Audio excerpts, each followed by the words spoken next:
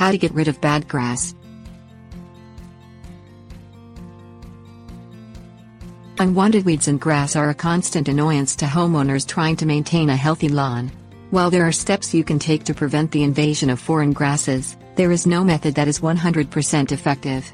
Thankfully, a simple application of herbicide will kill bad grass that has arrived in your lawn quickly and efficiently. Once it is applied, you can take steps to regrow the patches and restore your lawn completely. Things you'll need: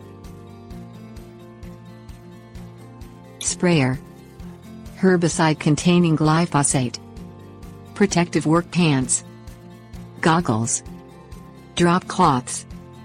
Transfer liquid herbicide with glyphosate into a garden sprayer and pump the sprayer to prepare it for use. Protect your eyes with a pair of goggles and be sure to wear closed-toe shoes and long work pants to prevent contact with the skin.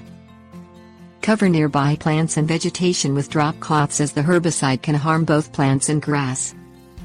Press the lever on the wand of the garden sprayer and aim the herbicide directly onto the blades of unwanted grass. Soak the grass entirely with the herbicide. Monitor the bad grass over the course of a week.